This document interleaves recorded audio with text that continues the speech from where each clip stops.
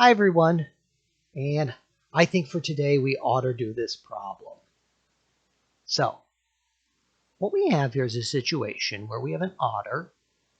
The cliff is 15 meters, and the base of the cliff is 40 meters. And they dive off the cliff, run off the cliff. So the otter only has initial x velocity, no initial y velocity. The first thing that we want to know is, well, how long was the otter in the air? To do that, we're going to use the position equation.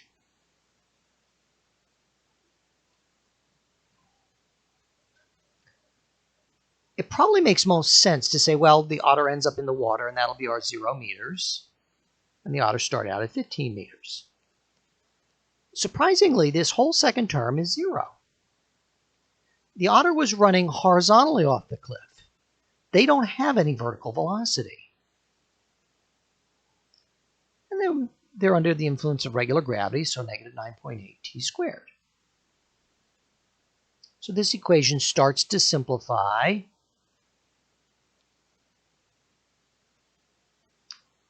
And we can move the 4.9 t squared over here is 15. Divide both sides by 4.9. So t squared is 3.06 seconds. Don't forget to take the square root. Actually, it's seconds squared. It doesn't become seconds until we take the square root. So the otter will be in the air 1.75 seconds. That's really nice, because now it easily lets us find the vertical velocity. And to do that, we'll use definition of acceleration. We have the time, we may as well use it. We could also use time independent, but I wouldn't in this case, because you're not really saving any time. We were in the y direction here, we're in the y direction here. Initial y velocity is 0. V final is just at, multiply both sides by t. So 9.8, make it negative. Time is 1.75. They're going to hit the water at 17.1 meters per second. And we could estimate that because 9.8 is really close to 10. 10 times 17.5 would be 17, or 1.75 would be 17.5, 17.1. We're really close. There is no acceleration in the x direction. Gravity acts downward. There's RG. Only pulls downward. It doesn't pull sideways ever. So we can get away with the velocity in the x direction is position or distance over time, x over t. Oh, and they told us it was 40 meters, and the time is 1.75 seconds. The otter had to run at 22.9 meters per second.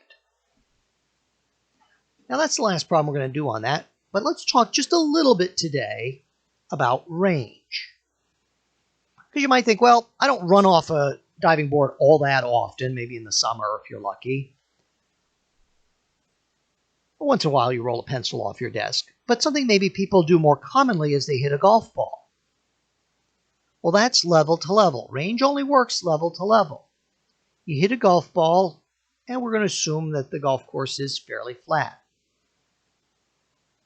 Another option might be, or another example might be kicking a soccer ball or kicking a football or any kind of ball downfield where it's level to level. So here's the formula, and we're not going to derive it. We're just going to use it. R equals v squared over sine 2 theta. Now watch, because we're going to have to double the angle, and you'll see that in a minute, divided by gravity.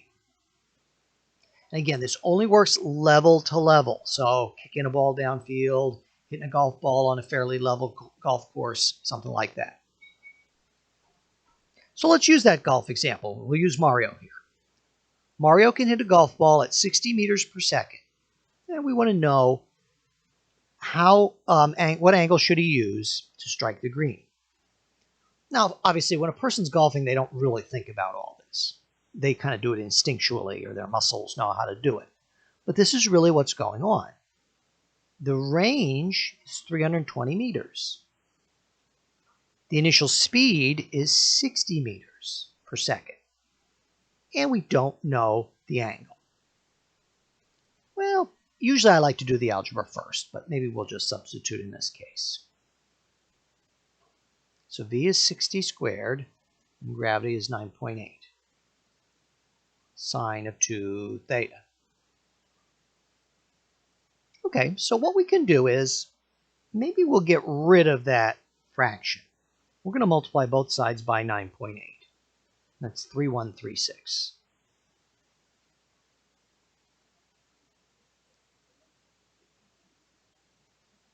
Now it might be nice to get rid of that 60 squared. And if you do it on your calculator, make sure to put the 60 squared in parentheses on the bottom. Now I've got sine of 2 theta is 0.871. And that's a legal number. That's totally a legal number. Because if we look at the sine function, and this should be really familiar to you from your trig classes. You know, it kind of looks like the roller coaster, up and down and up and down. The highest value we can get is 1. And that happens to be at 90 degrees. So we're at 0.871, totally legal. So that means 2 theta is the inverse sine. We have to take the inverse or the arc sine. So 2 theta is 60.6 degrees. Yeah, get rid of that 2, divide that 2 over. And theta is 30.3 degrees. But wait, they have another number there, 59.7. That's the complement. When you do the range formula, you actually have to subtract from 90 degrees. You have to get the complementary angle. Complement spelled with an E. If I spell complement with an I, I'm giving you a compliment. Oh, you look nice today, or something like that. And you say, well, how could that be? Here's why. When we hit a golf ball, we could hit it kind of shallow at about 30 degrees. That's the 30.3 degrees, and get it to the green. Or, I say we, but he could have hit it at a higher angle, much more like a pop fly, 59.7 degrees, and still hit the green. So that's why you have to find the 2 angles. And the last question we're going to answer today is there a perfect angle, or an angle that's going to get us the maximum range? And the answer is yes. So let's look at the formula. We can't really change v squared. We can't change how hard Mario can hit the golf ball. That's what we can do. We can't change gravity. We're on the Earth. But we could say, well, what's the best value for the sine function? And as we said, it's 1. So to try to get the angle, we're going to need to take an inverse sine. And that gets us 2 theta is 90. Now, that doesn't mean that we hit the golf ball straight up at 90 degrees. That wouldn't make any sense. We have to remember to divide by 2. And theta is 45 degrees. So theoretically, the best angle we could throw anything at, or the maximum angle, is 45 degrees. Now, in practice, because of wind and air drag and things like that, it's usually a little lower. It's more like 39, 37 degrees. Military people who are like sighting guns on planes, they're going to need to take that sort of thing into account. But in general, if we don't take air drag into account, the mathematically perfect angle is 45.